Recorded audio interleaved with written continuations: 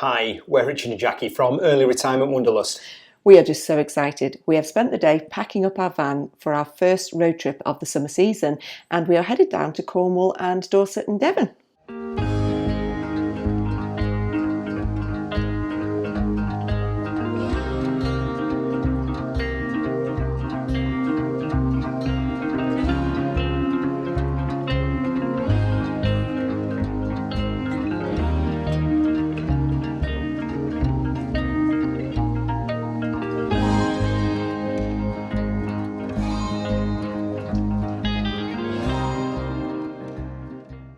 Well, it was all going so well. We got the van packed up yesterday. We were all ready last night to just get up early this morning and set off. I lay in bed and checked the weather, and the storm that we always knew was going to go down the south coast has actually ramped up a little bit, and it's got winds of over 50 miles an hour. So we've decided to stay put for an extra day. So we're absolutely gutted, and I think all we're going to do today is sit, drink tea and sulk a little bit. We haven't got a massive amount of plans, but just to give you the heads up of what we're trying to do over the course of the next 3 weeks, we absolutely love the Southwest and it holds so many happy memories from when we used to travel there as a family. So we're going to head down to Dorset and hit the coast and then head west across the Devon coast and up and around Cornwall, and then probably, hopefully, fingers crossed, weather-wise, we are going to end up somewhere near Croyd in about 3 weeks' time. So we've got our fingers crossed for tomorrow morning. I will do another early morning weather check and hopefully we'll be on our way.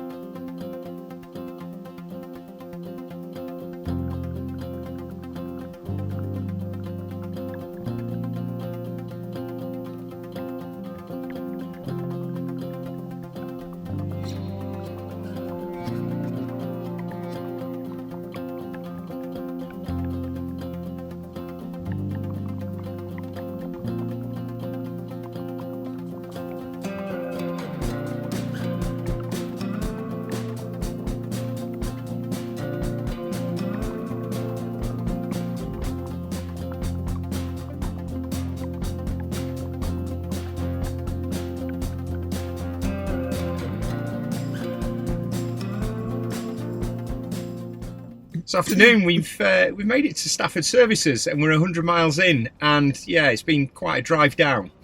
Yeah, we were still wondering whether we were doing the right thing coming down today. It is blowing a hoolie out there. We're driving through the storm at the moment, but hopefully when we get down to the south coast, the storm will have gone. It just feels like it's our third trip of the year now, and every time we've done a trip, we just seem to have landed in storm force winds.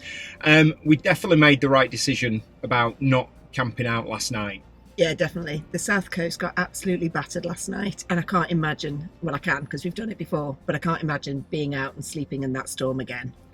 So the forecast for tonight is supposedly meant to be getting better, but I think we're driving down through the storm and we're meant to have a calm night tonight, and then the forecast for tomorrow is not so great. Yeah, but after that it's going to be nice and sunny, she says, with the fingers crossed. So we're at a bit of a debate now. We don't know whether to stay inland in Dorset or head for the coast. Either way, we are trying to slow down our travels and just take it nice and easy. So we'll see how we go.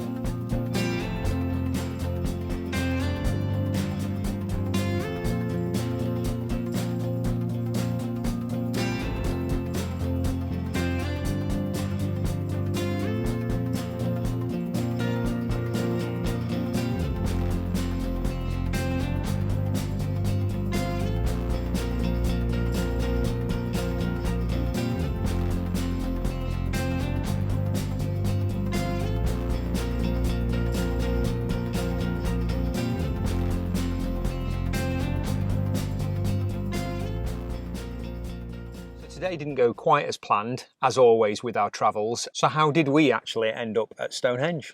Mainly because we actually didn't have any plans, Richard. We knew we were heading down south. When I was looking for park for the night spots, I noticed that we were actually going to be probably within about an hour of Stonehenge, and we've never been before, and we don't very often come down south and do much exploring. So yeah, we've had a really lovely afternoon just finding great places to take photographs where we didn't actually have to pay to get in. But that's a secret. And we didn't break in either, so we did everything legit. Maybe a little bit more of that tomorrow. We made our decision to sort of turn around about 200 miles into the journey when we stopped off at Gloucester Services. And on an aside, Gloucester Services, wow, the best service station potentially in Britain apart from T-Bay, coincidentally, both owned by the same people. So we've got a really nice quiet park up with a view over Stonehenge for tonight, and we have got the Wild Guide and a couple of other books that we're going to have a look through for ideas of where to go tomorrow. I think ultimately we're heading down towards Poole and Durdle Door because we want to go and have some time at the beach.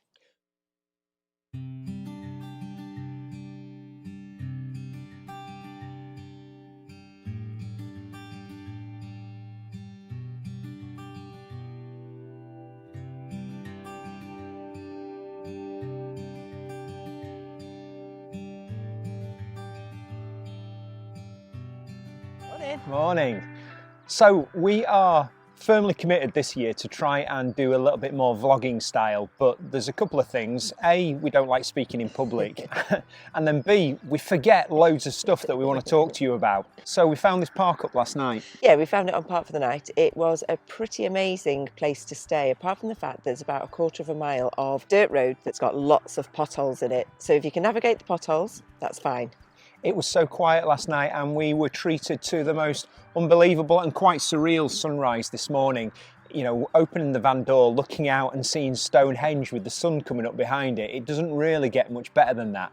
Now, last night we talked about a little bit of a freebie way to get in to see Stonehenge, and there's nothing illegal about it. It is just a normal public footpath. The public footpath actually goes right next to the footpath that takes you to Stonehenge. So we had a really good view and it saved us £36. So what we're going to do is just do a little bit of a sort of time-lapse, hyperlapse type thing, walking down, because we definitely don't want to speak in public, but we thought it might be of interest. If not, then just fast forward through it and we'll catch up with you later in the day.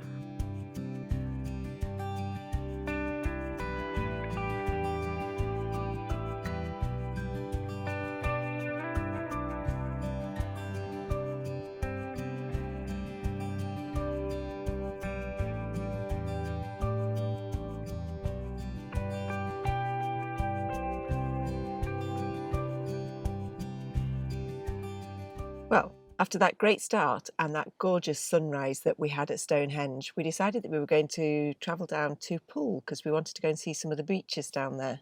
I was mad keen to pick up some history. I don't think Jackie was quite as keen. I wanted to go to Badbury Rings, which is an Iron Age fort, but then next to it there was a tree-lined grove. Looking into it from the Wild Guide, it was planted by a John Banks in 1835, and down one side of the road there are 365 beaches, and then just to make sure that it was balanced out for leap years, down the other side of the road it put 366 beaches, and it was really impressive, which is more than can be said for the weather.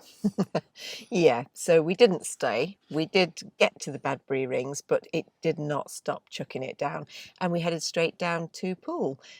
We found a lay-by that we parked up in and did a bit of admin work. I actually wrote my blog and waited for the rain to pass, but it really didn't. So we decided to just give up for the day and find somewhere to go and stay for the night. So we headed for Kimmeridge for two reasons. One, we needed to get some water and there was a tap there.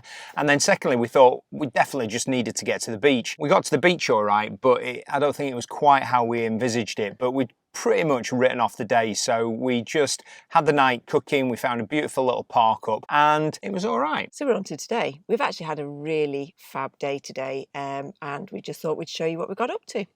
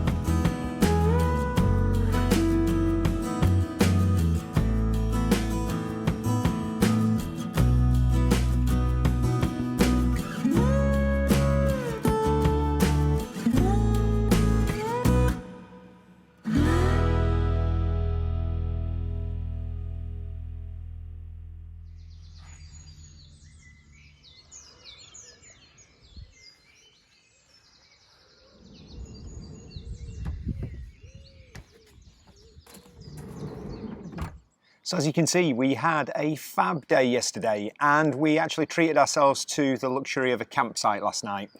Yeah, we wanted somewhere that had proper hard standing with no mud, so we could just get the van cleaned and tidied out. And this was a perfect campsite. It has got the most amazing toilets and shower block. The showers are probably the best we've had ever. We had looked at a campsite near a Durdle yesterday where we were exploring, and there is only one campsite, and it was £61 a night just for a little T6 on hard standing in out of season time, and I just thought that was extortionate.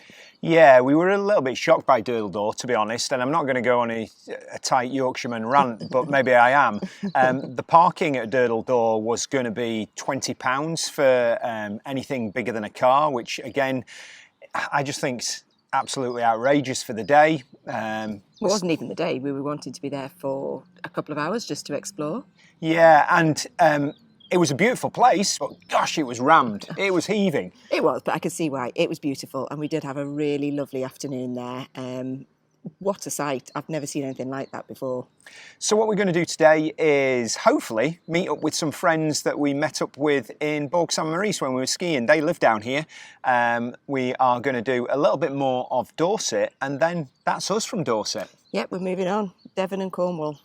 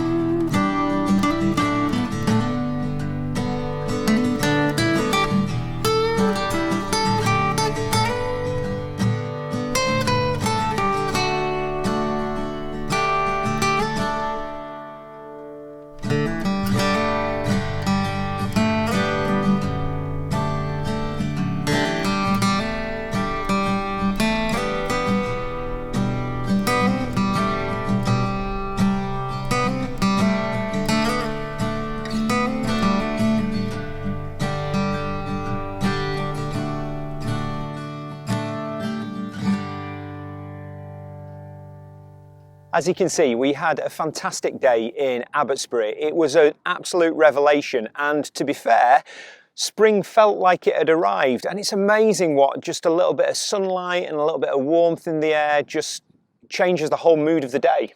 We had a really lovely walk up to St Catherine's Chapel, which is right on the top of a hill.